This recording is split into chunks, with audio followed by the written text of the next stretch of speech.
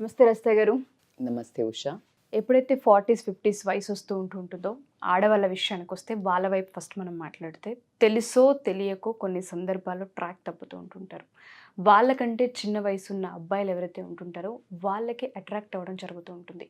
అది అటు సైడ్ నుంచి కనెక్షన్ వచ్చిందా లేదా వీళ్ళంతటా వీళ్ళే ఇంట్రెస్ట్ చూపించారనే విషయాలు పక్కన పెడితే తెలియకుండానే ఒక రిలేషన్ అనేది ఏర్పడుతూ ఉంటుంది. దానివల్ల సమాజంలో కావచ్చు, హస్బెండ్ దగ్గర కావచ్చు, పిల్లల దగ్గర కావచ్చు, భరించలేనంత ఇంపాక్ట్ని చూసి చాలామంది ఆడవాళ్ళు సూసైడ్స్కి వెళ్ళిన సందర్భాలు ఉన్నాయి, రిగ్రెట్ ఫీల్ అయిన సందర్భాలు ఉన్నాయి, కొంతమంది డిప్రెషన్లో ఉన్న సందర్భాలు ఉన్నాయి. అసలు అలా వెళ్ళడానికి గల కారణాలు ఏంటి, వెళ్ళినప్పుడు వచ్చే కాన్సిక్వెన్సెస్ ఏంటి, అందులో ఉన్న వాళ్ళ పరిస్థితి అసలు ఏ విధంగా ఉంటుంది, దీని గురించి మనం ఏం మాట్లాడచ్చు? బేసికల్గా ఇది నాకు తెలిసి మనం చాలా వీడియోస్ చేస్తూ ఉంటాం, ఎందుకు ఈ మధ్య ఇలాగా ఎఫ్ఐఆర్స్ అవుతున్నాయనో లేకపోతే రకరకాలుగా.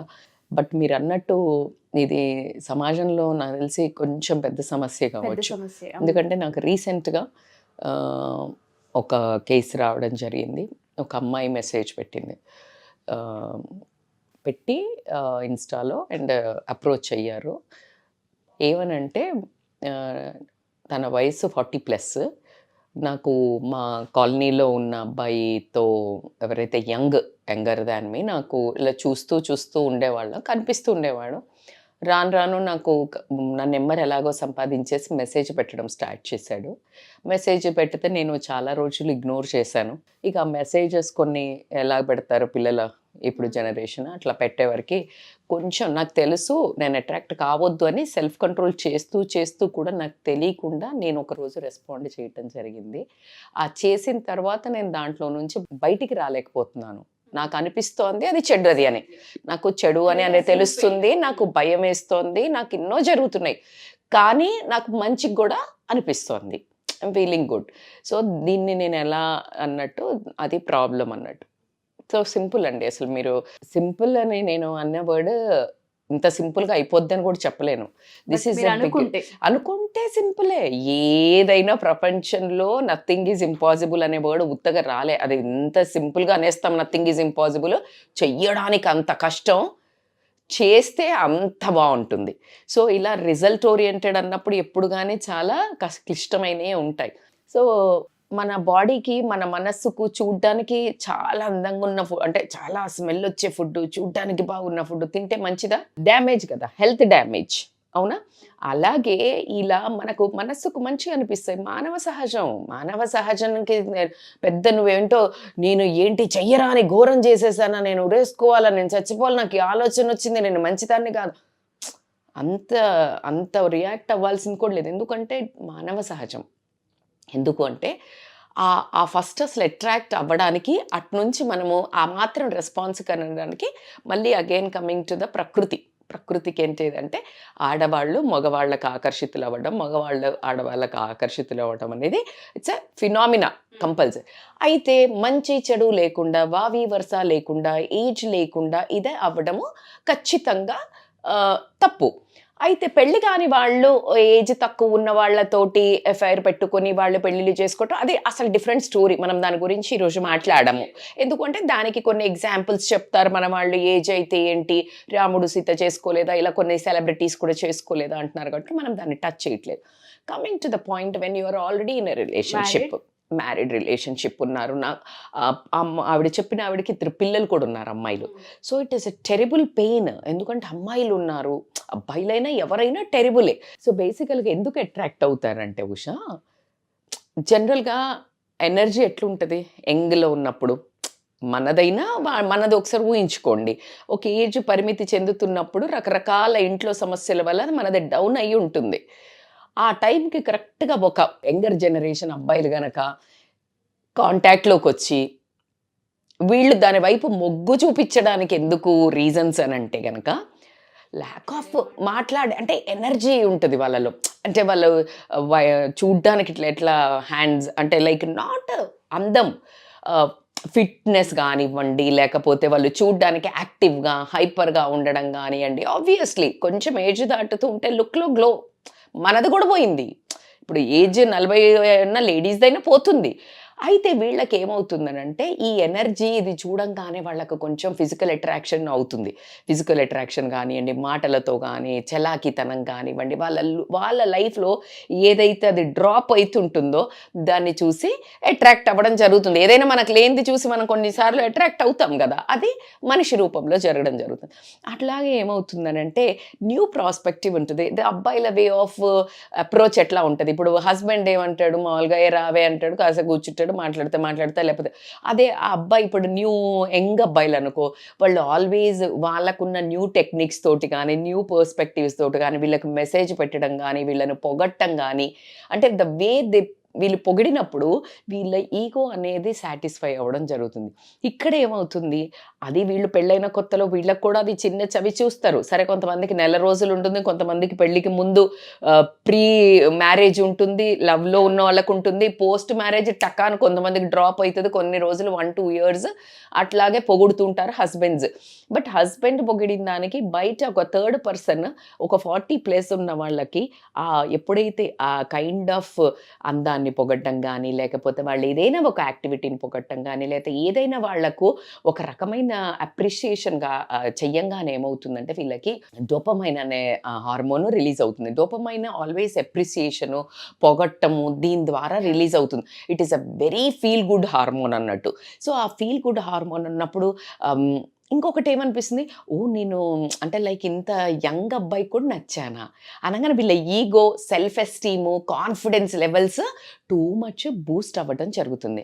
ఆ తర్వాత దాన్ని కంట్రోల్ చేసుకునే ఆ పరిణితి కూడా కొన్నిసార్లు చేజాటటం, ఎట్లాగా డ్రగ్, ఇట్స్ ఆల్ ఆర్ ఏదైనా ఇప్పుడు కొన్ని మంచిది అనేవి కూడా ఎక్కువ తీసుకుంటే అది కూడా చెడువా కాదా? ఎగ్జాక్ట్లీ. సో సమ్ టైమ్స్ మనం చెప్తాం కాఫీ కూడా మంచిది, యాంటీ ఆక్సిడెంట్స్ ఉంటే బ్లాక్ కాఫీ తాగండి అని చెప్తుంటాం. But beyond 4-5 cups it is also dangerous, anything.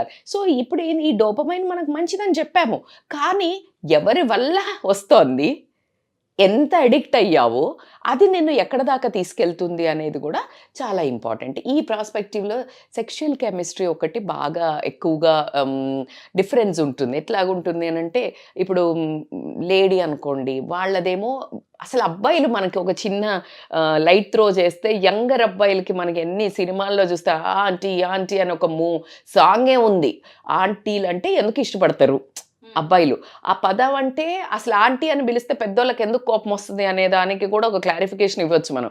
ఎందుకంటే ఆంటీ అనే పదాన్ని ఒక రకంగా చిత్రీకరించి బ్యాడ్ చేశారు. ఇప్పుడు ఏంటి, ఒక చిన్నమ్మ, ఒక పెద్దమ్మ, ఒక అత్త, ఒక వీళ్ళందరినీ కలిపితేనే ఆంటీ అనేవాళ్ళు, అంటే పెద్దగా.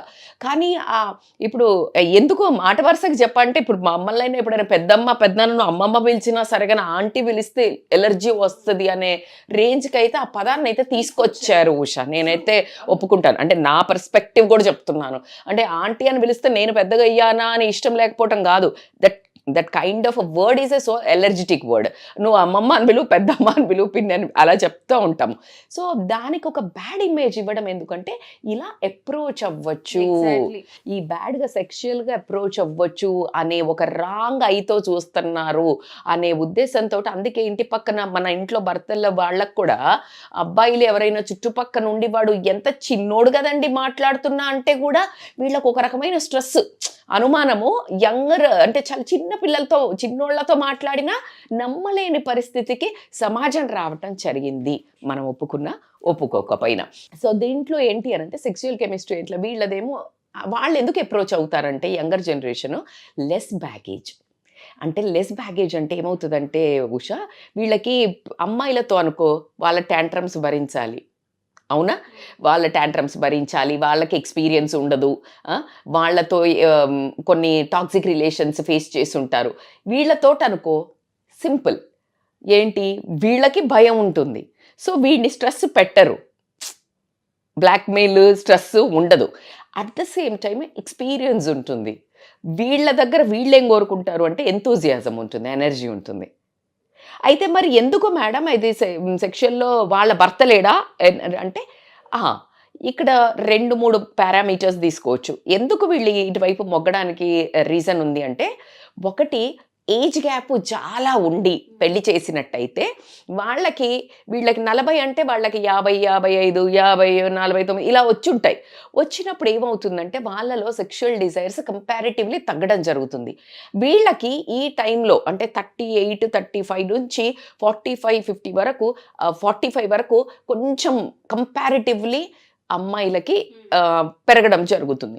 సో ఆ సెక్షువల్ డిజైర్స్ పెరిగినప్పుడు సాటిస్ఫై కాకపోవడం వల్ల ఎట్ ద సేమ్ టైము భర్త ఒకవేళ తాగుబోతో తిరుగుబోతో అయ్యి ఈమె ఇన్ని రోజులలో ఆ చిన్నపిల్లల్ని పెంచడంలో బాధ్యతలో భయంతో ఒక ఏజ్ చిన్నది కదా తనది కూడా, ఆ భయంతో కట్టుబాట్లకి కొన్నిసార్లు ఉన్నా ఒకసారి కాస్త ఇలా రిలాక్స్ అయ్యి ఆ పిల్లలు కొంచెం ఇంటరో డిగ్రీయో, ఇంటర్ అంటే కొంచెం కాన్ఫ్లిక్టే ఉంటుంది కానీ ఇంజనీరింగ్కి వెళ్ళి లేకపోతే పెళ్ళిళ్ళు ఇలా అన్న టైంకి ఏమవుతుందంటే ఉషా, ఆ టైంకి వాట్ అబౌట్ మీ, నేను ఇంతవరకు లూజ్ అయినా నా హ్యాపీనెస్ని అని అనుకుని ఆ స్పేస్లో ఉన్న టైంలో ఎవరో ఒకళ్ళు బెల్లు కొడతారు.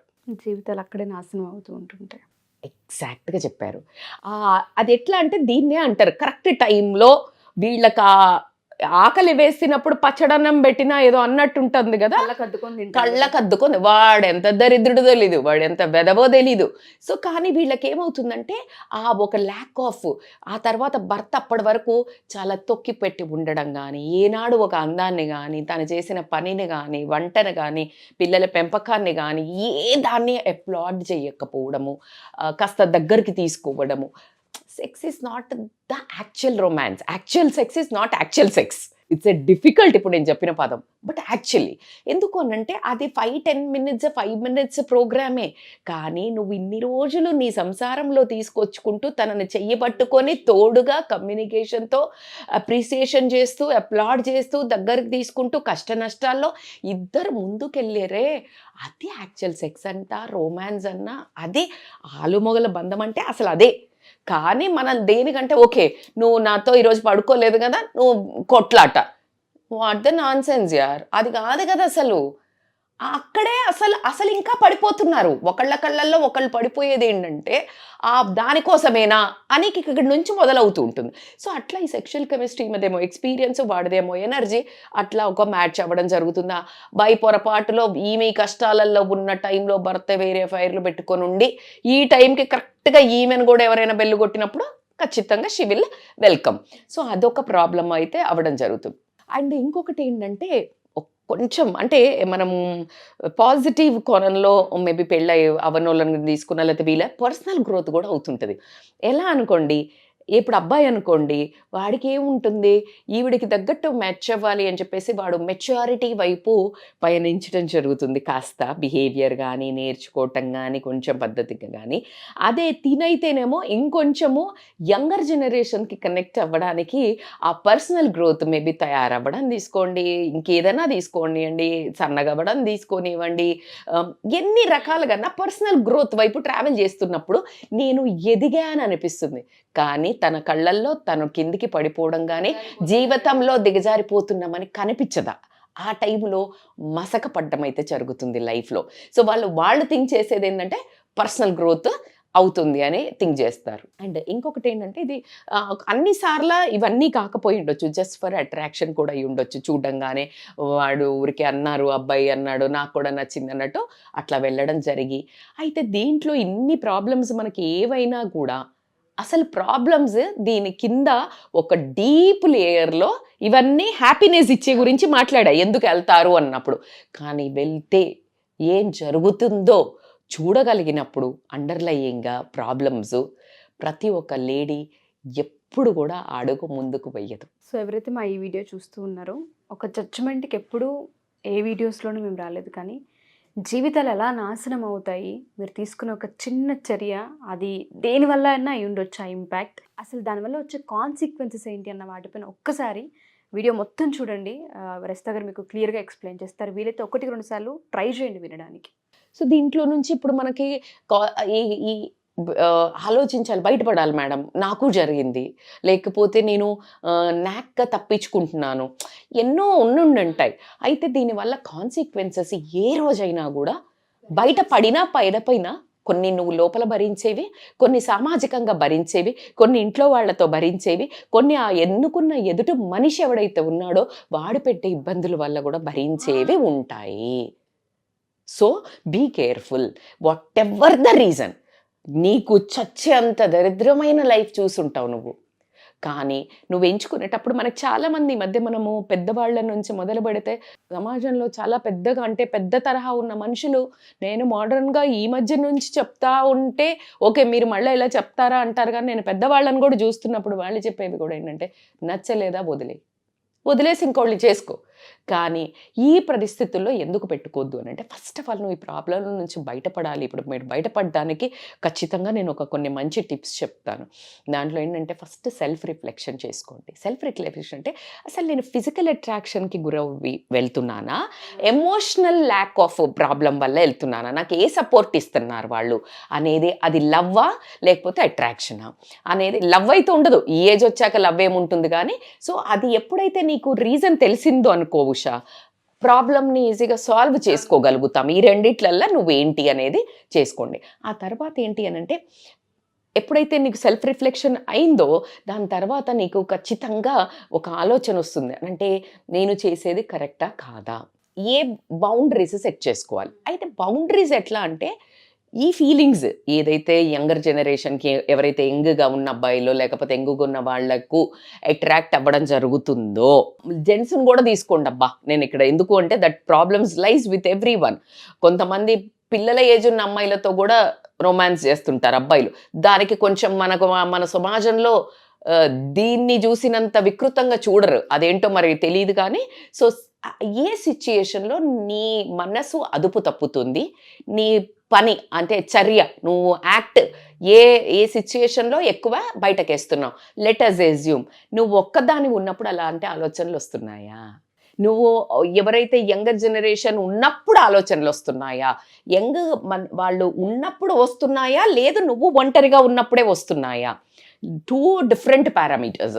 సో అట్లా కానీ నువ్వు ఎప్పుడైతే సెట్ అప్పుడు తెలిసింది నీకు ఇలా వస్తుంది, లేదు నేను ఒక మొబైల్లో అలాంటి మూవీస్ చూసినప్పుడు వస్తుంది, లేదు కొంత సెలబ్రిటీస్ ఇలా చేశారు వాళ్ళది తలుచుకున్నప్పుడు వాళ్ళు చేశారు కదా తప్పేంటి అని వస్తుంది. సో ఇలాంటివి ఉన్నప్పుడు నువ్వు యూ ట్రై టు బౌండరీ ఆ సిచ్యుయేషన్లోకి వెళ్ళకుండా, ఆ పర్సన్లోకి వెళ్ళకుండా, ఆ పర్సన్ ఎవరైతే ఆ పర్సన్ని చూస్తూ వస్తుంది లేకపోతే, సో అవాయిడ్ చేయటం బెటర్. సో బౌండరీస్ గీసుకోండి. సో ఈ బౌండరీస్ గీసుకొని మరి కూర్చుంటే కుదరదు కదా, దానికోసం నువ్వు you need to be busy. ఎప్పుడు కానీ ఏ దాంట్లో అయినా నువ్వు విపరీతం మీద బిజీ అయ్యి ఇటువైపు వెళ్లకుండా ఉండే అటువంటి వాటిలో వెళ్ళాలి. మరి అవేంటి మేడం అని అంటే నువ్వు ఇలాంటి ఇప్పుడు టీవీలో ఇలాంటి మళ్ళీ వైల్డ్వి హాట్స్టార్లో నెట్ఫ్లిక్స్లో ఇలాంటివి చూసావంటే అవి ఇంకా వికృతంగా చూపించి మనల్ని శబాష్ మేరా బచ్చా ముందుకెళ్ళు అని చూపించేవే ఉన్నాయి 90%. సో కాబట్టి నేనైతే దానికంటే అందులో అయినా టెడెక్స్ టాక్స్ లేదు ఏదైనా, నేనైతే స్పిరిచువల్గా చెప్తాను, the best healer is a spiritual మా. అంటే మొత్తం సన్యాసం వేసుకోమని చెప్పడం లేదు, బట్ కొంచెం ఆ పూజ చేసే విధానాన్ని మార్చటం, కొంచెం అవి చదవటం, స్పిరిచువల్ థింగ్స్ చదవటం, లేదు అని అంటారా ఆర్ఫనేజెస్కి వెళ్ళేసి పని చేయటం. ఎందుకంటే ఆర్ఫనేజెస్కి వెళ్ళినప్పుడు నీకు ఒక సెరటోనిన్ అనే ఒక హార్మోన్ రిలీజ్ అవుతుంది, అది కూడా feel good hormone. When you do that kind of a things ఇట్లాంటి ఎక్స్ట్రీమ్ తప్పుల వైపు వెళ్ళే ఆస్కారము చాలా తక్కువ ఉంటుంది. సో స్పిరిచువల్ తీసుకోండి, మీరు సేవ తీసుకొనివ్వండి. ద బెస్ట్ అంటే exercise. Oh my God, exercises helps in like dopamine secrete అవుతుంది. These are a neurotransmitter hormones రా తల్లి. సో ఇలా కనుక మీరు బిజీ అవ్వటం, అందులో కొంచెం భాగంగా మీ హస్బెండ్తో కనుక మీకు అసలు అంత ప్రాబ్లం లేకుండా ఉండి అతనికి తెలియక గనక మీతో ఇష్యూస్ వచ్చి ఉండి మీరు ఊరికనే ఇట్లా అయితే గనక తనతో కూర్చుని ఆ ఫిజికల్గా ఏదైతే తనకి లోపం ఉండిందో అంటే సెక్షువల్గా వాళ్ళిద్దరికి మిస్ అయిందో ఎక్స్ప్లెయిన్ చేసుకొని, నీకు ఎక్స్ప్లెయిన్ చేయడం చేత కాకపోతే కౌన్సిలర్ల దగ్గరికి తీసుకొని వచ్చి సీక్ సపోర్ట్ చేస్తా, నువ్వు ఫ్యామిలీతోటో ఫ్రెండ్స్తోటో ఆ రెండు కొంచెం డేంజర్ అనే చెప్తాను ఇలాంటి విషయాల్లో డిస్కస్ చేయటము. సో కౌన్సిలర్స్ దగ్గరికి వచ్చేసి ఆ నుంచి బయటపడటం అనేది చాలా ఇంపార్టెంట్. అట్లా కాకుండా ఏంటంటే నువ్వు ఐడెంటిఫై చెయ్యాలి ఏది బెటర్, అంటే కామన్ ఇంట్రెస్ట్ ఏంటి, నీకు మీ హస్బెండ్కి ఏం ఇంట్రెస్ట్ ఉంది, అలాంటివి కలిసి కనుక మీరు చేసుకున్నట్టయితే ఏదైతే ఆ సెక్షువల్గా లోపం ఏదైతే ఉందో అది కూడా కనిపించదు. బికాజ్ ఇక్కడ కూడా మీకు హార్మోన్స్ రిలీజ్ అవుతాయి. సో కాబట్టి అదొకటి. అట్లా కాకుండా mindfulness practice is very important. Meditation helps a lot. ఎందుకు హెల్ప్ చేస్తుంది? Self introspective. మెడిటేషన్లో వి ఆల్వేస్ సేడ్ బయట జరిగేది చూడకు, లోపల జరిగేది చూడు అని అంటాం. చాలా వరకు తప్పులు వందల మంది టాప్ ప్రియారిటీలో ఉన్న స్పిరిచువల్ లీడర్స్ని తీసుకొనివ్వండి, సక్సెస్ఫుల్ పర్సన్ ఒకటే చెప్తారు, conscious living, conscious, live in the present, conscious ఇట్లా అంటుంటారు. ఎందుకు అంటే ఎప్పుడైతే ఇలా అంటామో మనము అలర్ట్ అయిపోతాం. అలర్ట్ అయ్యి అరే ఇది ఏనా వద్దా అడుగు అనేది ఆలోచించడం జరుగుతుంది. కాబట్టి అది ఎప్పుడు వస్తుందంటే deep meditation practice over the time of period చేస్తున్నప్పుడు ఖచ్చితంగా రావడం జరుగుతుంది. సో దాంట్లో ఇంకొకటి ఏంటంటే మీ డిజైర్స్, అంటే నేను ఏ డిజైర్ వల్ల నువ్వు అటు అట్రాక్ట్ అవుతున్నావు, నువ్వు నీకు ఫిజికల్ లోపం వలన, లేకపోతే ఇంకా అందంగా తయారయ్యి చూపిస్తే కూడా నీ హస్బెండ్ పొగడడం లేదు, నువ్వు బాగా అందంగా పర్సనాలిటీ ఫిగర్ ఉంటుంది but is unable to really attract you. So ఇలాంటివి నీ డిజైర్స్ ఏదైతే ఉన్నాయో అది నీ పార్ట్నర్ తోటి కూర్చొని అవే వాటిని ఇంకే రకంగానైనా, let us assume you participate in some other beauty contest, అక్కడ నీకు అప్లాడ్ దొరుకుతుంది. నాట్ ఓన్లీ దిస్, ఇవి దిగజార్చేవి, అవి నిన్ను పర్సనల్ గ్రోత్ వైపుకి ముందుకు తీసుకెళ్ళేవి. So you need to understand, turn your this kind of desires into your personal growth. ఒక హాబీ తీసుకోండి, చెట్లలో వెళ్ళి తిరగడం, లేదా ఏదైనా ఒక స్కిల్, భరతనాట్యం నేర్చుకోండి, నేను ఆల్రెడీ చెప్తున్నాను, లేదా ఏదైనా వెస్టర్న్ డాన్స్ నేర్చుకోండి, లేకపోతే యోగా ఒక టీచర్ కోర్స్ చేయండి, ఏదైనా పెయింటింగ్కి వెళ్ళండి. These are all whatever I'm saying are healers. నువ్వు ఒప్పుకున్నా ఒప్పుకోకపోయినా దే ఆర్ హీలర్స్. అండ్ ఈ ఏజ్లో మీరు కనుక చేసుకుంటే 10 మందికి ఆదర్శంగా, నీ పిల్లలకి చూడడానికి కూడా వాళ్ళు రేపు ప్రొద్దున ఇన్స్పిరేషన్గా నువ్వే తయారవ్వడం జరుగుతుంది. So that is a very important thing. And last but not the least ఏంటంటే తల్లి, నా ఉద్దేశంలో ఇప్పుడు వీళ్ళు ఎవరినైతే చూసి, ఎవరో ఒక పర్సన్ని చూసి ముందుకు వెళ్తున్నారు అనుకోండి, వాళ్ళు చూసినప్పుడు వాళ్ళు చూపించేది ఏంటి, యంగ్గా వాళ్ళు నేను పొగిడేది, నువ్వు దానికి అట్రాక్ట్ అవుతున్నావు, అది కాదు కదా. అదే ఐడియల్ మనిషా కాదు. నువ్వు ముందుకు వెళ్ళాక వాళ్ళల్లో ఉన్న కామాంధుని కానివ్వండి, వాడుకొని వదిలేసే ఒక హౌలాగాన్ని కానివ్వండి, శాడిస్ట్ కానివ్వండి, నువ్వు వెనకొద్దామంటే వదలకుండా ఉండే ఒక టాక్సిక్ ఫెలో కానివ్వండి, రేపు పొద్దున్న నిన్ను ఎకనామికల్గా బ్లాక్మెయిల్ చేసే ఒక బ్లాక్మెయిలర్ కానివ్వండి, ఇలా రకరకాలుగా కనిపించడం జరుగుతుంది. So no one is like, నువ్వు ఐడియలైజేషన్ బంద్ చేయి. ఇలాగే ఉంటుంది, రోజీ ఉంటుంది, అది ఆ రిలేషన్ ఎక్కడి దాకా వెళ్తుంది? దానికి ఒక మీనింగ్ ఉందా? లేదు. ఒకవేళ అంత బాగుంది మేడం, మేము మంచిగానే వెళ్తున్నాం, కానీ ఒక రోజు ఖచ్చితంగా అబ్బాయి పెళ్ళవుతుంది, నువ్వు తట్టుకోగలుగుతావా? నువ్వు బయటికి వస్తావా? అప్పుడు నువ్వు పెనం మీద ఉండేదాన్ని పోయి పొయ్యిలో పడటం జరుగుతుంది. సో అవన్నీ పక్కన పెడితే పుసుక్కున అది బయటపడింది అనుకో, నీ పిల్లల ఫ్యూచర్ ఏంటి? నీ భర్త ముందు నీ కళ్ళల్లో నువ్వేంటి? అట్లా అట్ ద సేమ్ టైం సొసైటీలో ఏంటి? ఇవన్నీ కూడా తప్పించుకున్నావు అనుకుందాం, నీ కళ్ళల్లో నువ్వేంటి? ఇదైతే తప్పించుకోలేం మనం. సో కాబట్టికే you try to mindful practice తోటి లైఫ్ని కొంచెం అంటే నీ ఓన్గానే నువ్వు ప్లాన్ చేసుకొని బయటికి రావడానికి ట్రై చేయండి. కానీ ఒక్కటి నిందలు వేసుకోకండి, ఏమని నేనేదో మొత్తము తప్పు చేసేసాను అట్లా ఏం కాదు, దట్స్ ఓకే ప్లీజ్. అట్లా అని నేను దాన్ని ఎంకరేజ్ చేస్తలేను, but at the same time దాన్ని నిలదొక్కుని బయటకు వచ్చినప్పుడు the best individual, best women, best మదర్గా బయటికి రావటం అయితే జరుగుతుందని చెప్తాను. Thank you so much Rachita గారు.